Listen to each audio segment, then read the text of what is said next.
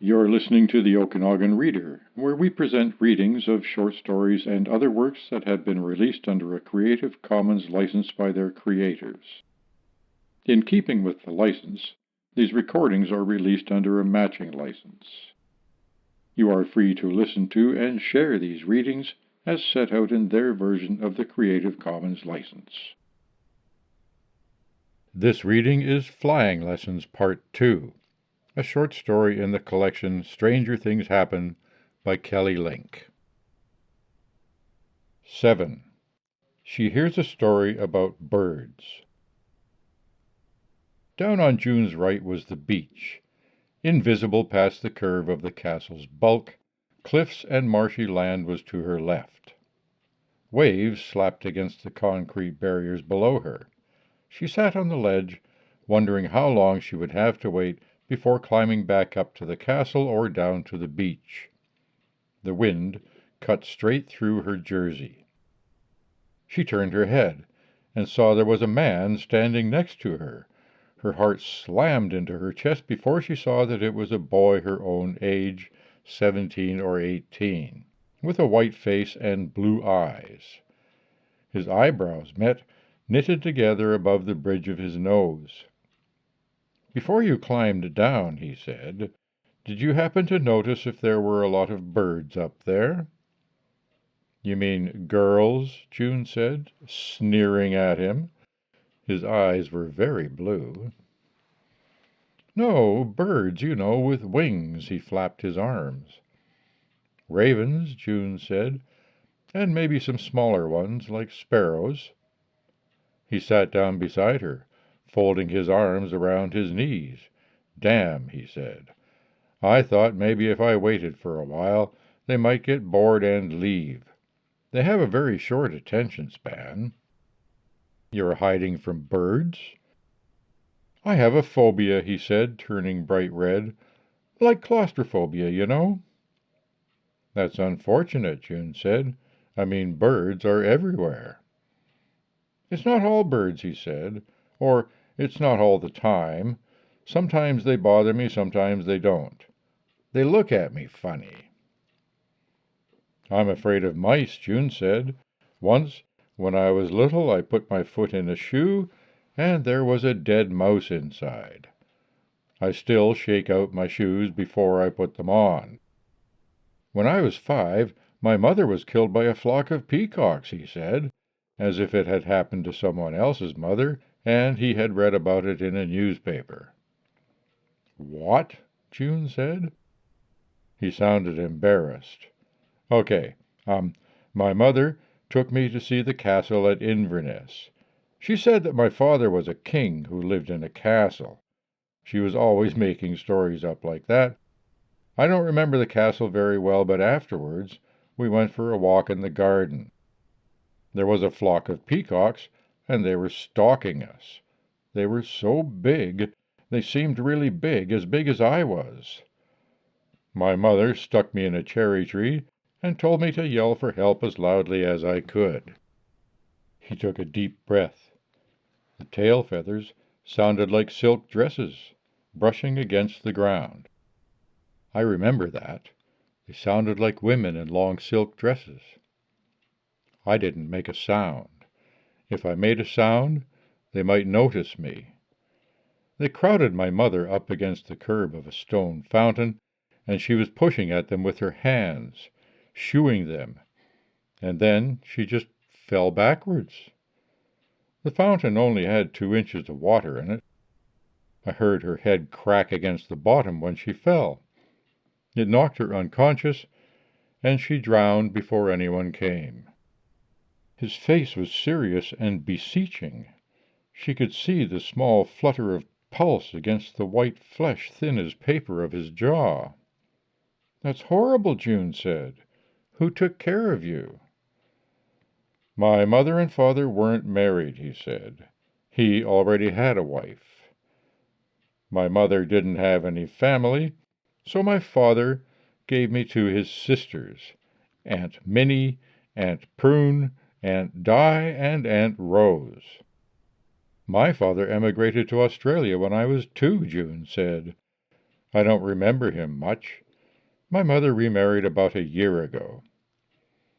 "I've never seen my father," the boy said. "Aunt Rose said it would be too dangerous. His wife Vera hates me even though she's never seen me because I'm her husband's bastard. She's a little insane." "What's your name?" "Humphrey Bogart Stoneking," he said. "My mother was a big fan. What's your name?" "June," said June. They were silent for a moment. June rubbed her hands together for comfort. "Are you cold?" asked Humphrey. She nodded, and he moved closer and put his arm around her. "You smell nice," he said, after a moment. He sniffed thoughtfully. "Familiar, sort of." "Yeah?" She turned her head, and their mouths bumped together, soft and cold. 8.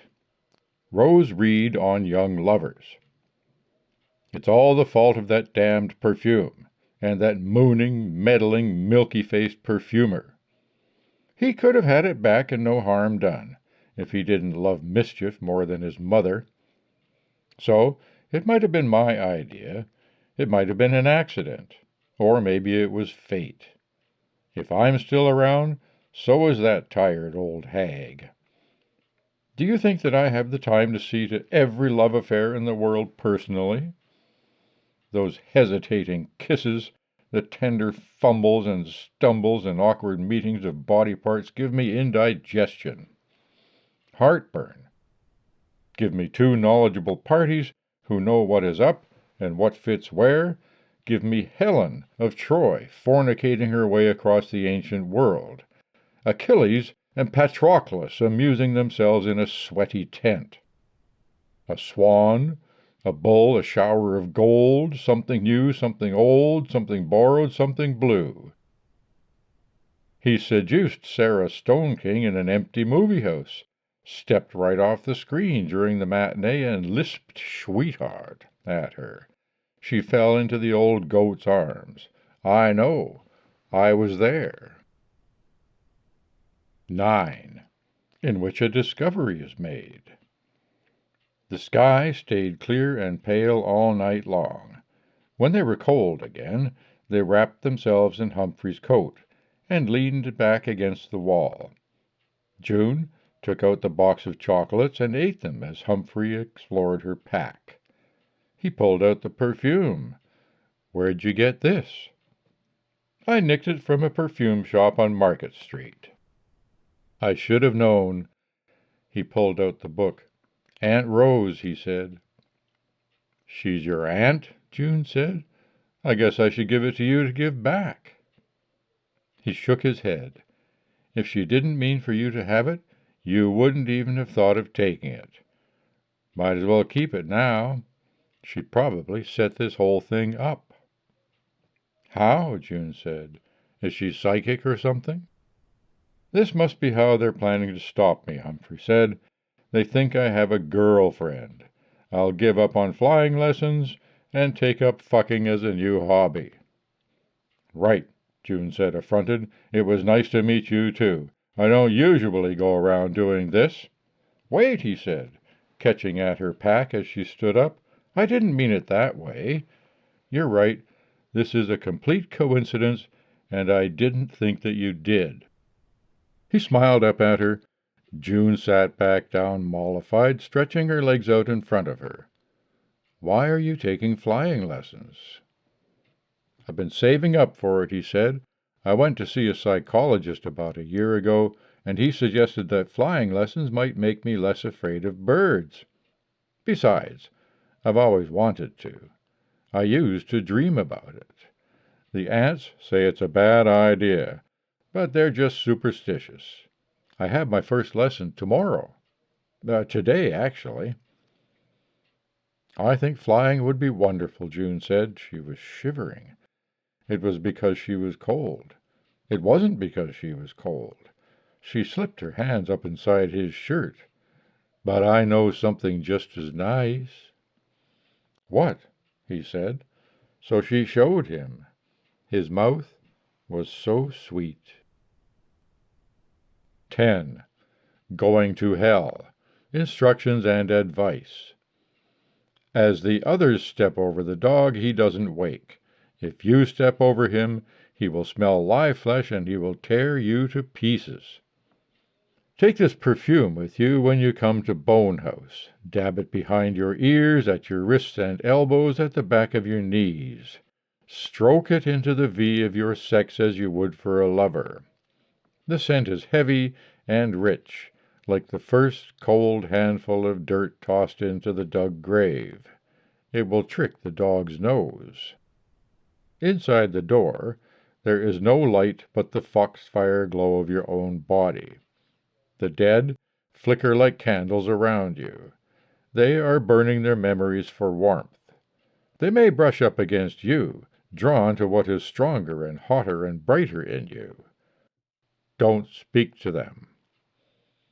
There are no walls, no roof above you except darkness. There are no doors, only luminous windows that the dead have become.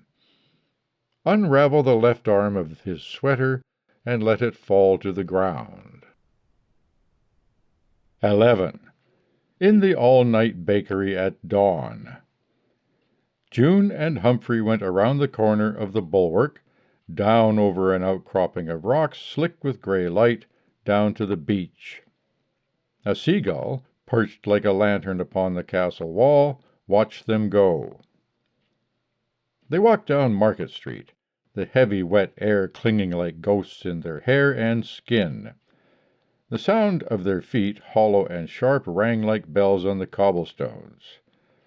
They came to the all-night bakery, and June could hear someone singing inside. Behind the counter, there were long rows of white ovens and cooling racks, as tall as June.